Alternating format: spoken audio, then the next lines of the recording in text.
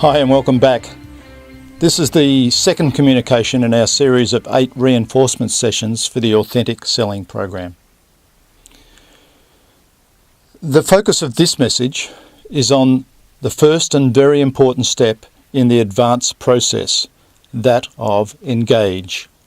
Each time you contact people, whether they call you or you call them, or whether you meet in person, conference or whatever, or over the telephone, or via social media, you should consciously take the time to plan the interaction. Flex your behavioural style as well and gain rapport with them. That's what a good engagement is. Think of it this way, it's the first sale within each sale. In this message, you'll hear some valuable hints on effectively applying the core engage principles. If you remember them, they are: 1. No distractions. Tune the world out and people in. 2. Respect. Put customers at ease and make them feel important. 3. Encourage. Get them talking about themselves. And 4. Actively listen. Hold eye contact and listen to how they feel. Before we start, I'd like to tell you a story.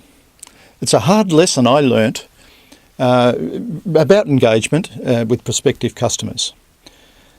It was one of the most important lessons I've ever learnt about selling, and I'm sure many have been through a similar thing.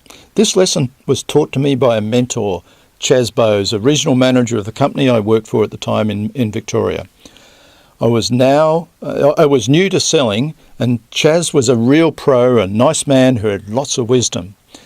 At the time, I was a young accounting machine salesperson in the days before PCs or computers.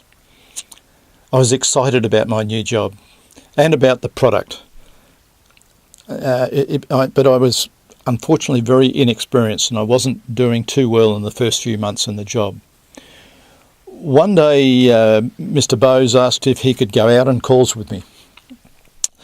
We called on business managers and managers and accountants of small to medium industrial companies. I would go and thank them for seeing us, explain some of the typical accounting issues companies faced, and began trying to sell them on the accounting machine. After the third strikeout, Mr. Bowes said to me as we got into the car, "John, instead of going in and doing all the talking, you might want to get customers talking themselves, and you do the listening." He told me to begin asking questions instead of talking, questions about their business and about their accounting needs. After talking about it for a while, we did some more calls with markedly better results that afternoon. You've probably experienced the same mistake countless times as a consumer when you've been out shopping. Too many salespeople have been taught just keep telling and selling. It's a game of numbers. But the fact is, customers do not want to be sold to. They like to buy, but they don't want to be sold to. And because so many salespeople act this way, customers have been conditioned to keep their guard up and keep you out. I'm next going to review the 4 engagement principles. You might want to refer to the participant's guide while we discuss these. If you wish, pause this media and get your guide now. So let's look at how we can improve our approach by using the core principles of engage. Again, the first principle is no distractions. Tune the world out and tune your customer in. When you tune your world out and your customer in, you put your total mental and emotional focus on them. You become other person focused rather than self-focused. Now, I know that isn't easy to do at times. It's really tough. Daniel Goleman writes about the importance of rapport in his book, Social Intelligence. He specifically emphasises the point that, and I'll quote, "Rapport feels good generating the harmonious glow of being simpatico, a sense of friendliness where each person feels the other's warmth, understanding and genuineness. It's almost impossible to achieve simpatico if you're multitasking or mentally distracted. The second core principle is respect, putting people at ease and making them feel important. You begin this process by being at ease yourself, by thinking thoughts like, there's something about this person I'm talking to that I like, or my role is to understand him or her, not to try and impress them. By letting go of your own needs and thinking about the needs of the customer, you are more likely to relax. You need a frame of mind that says, I am relaxed, I am concerned about my customer, I will do my best to help them. In turn, the customer's more likely to relax themselves and respond positively. It's not advisable to be too familiar or casual with people, but don't be too stiff or formal either. When you're talking to people, mirror their degree of formality while always retaining the proper degree of professionalism. The third principle is encourage. Get them talking about themselves.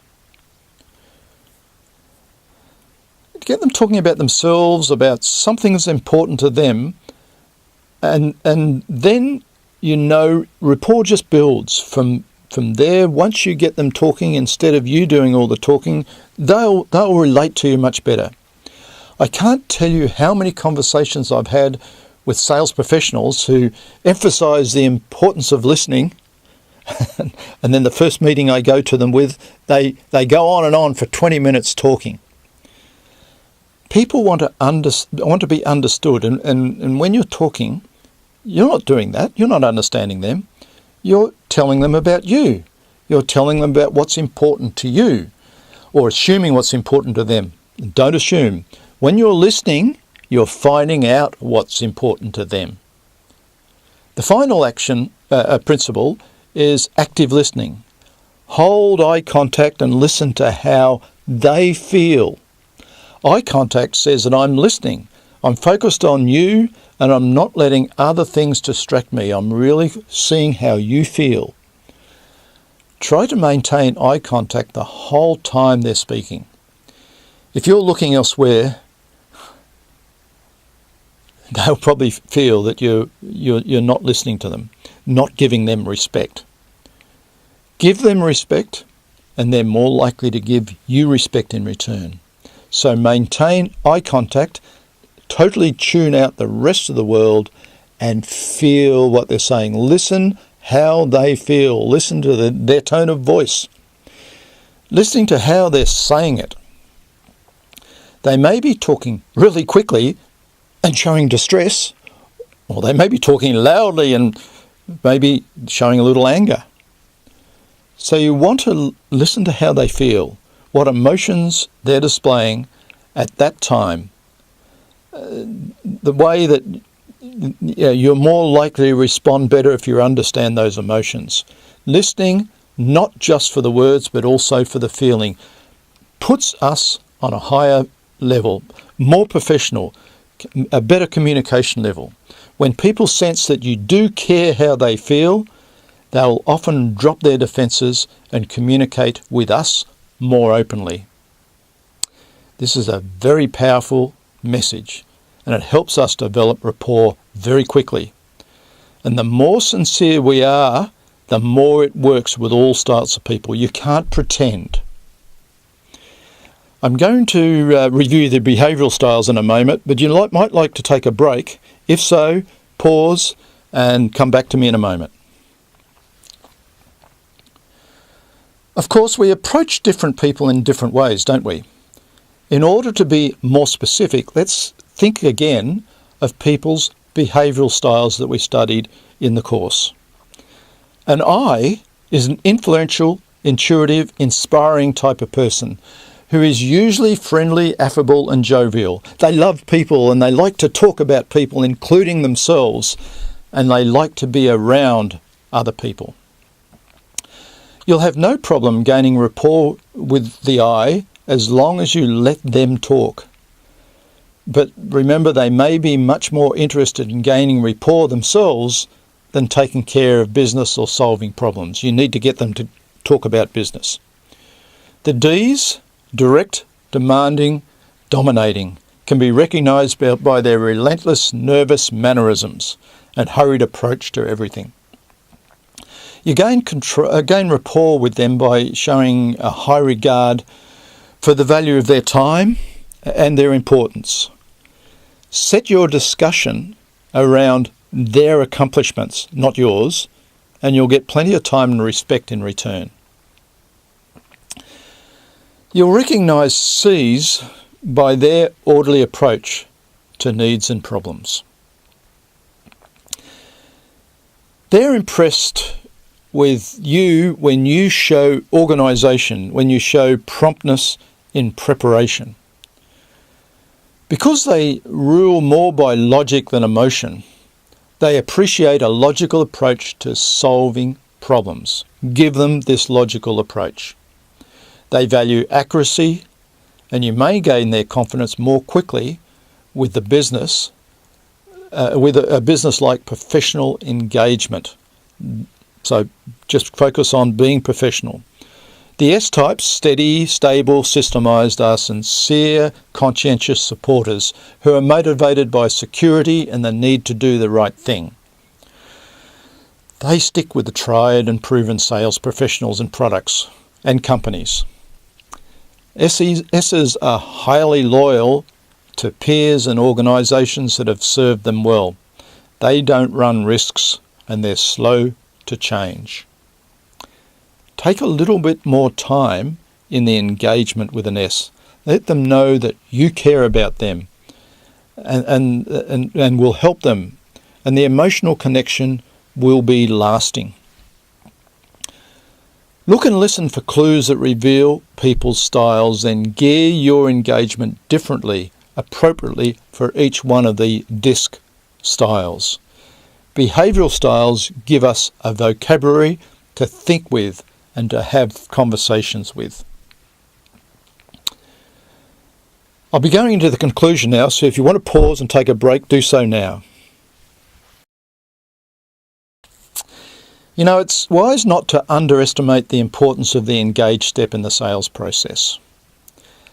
It's amazing how quickly people make decisions about whether or not we're the kind of person they like to do business with. Our tone, our appearance, our energy level are just a few of the many factors that influence the instant that we meet. Some unconscious decisions they make about you happen in that instant. But it's not just external factors. Your values, your attitude, your sincerity are also communicated. People may not consciously note it, but unconsciously they do through their perceptions and feelings and intuition. Please feel free to listen to this message multiple times this week. It'll reinforce what we're learning. At every opportunity, practice the 4 core engage principles we've discussed to help you gain rapport with your customers. Also, please complete your call planning forms, and the post-call analysis with any meetings you have this week with your customers, or this month. Few things will help you increase your sales more than doing this. Sometimes people ask, when do I really need to use the call plan and post-call notes? The answer is, only when you want to sell more. In study after study, people in all kinds of sales cultures, we find continually use this process, and when they do, it causes their sales to increase 20, 25, sometimes 30%.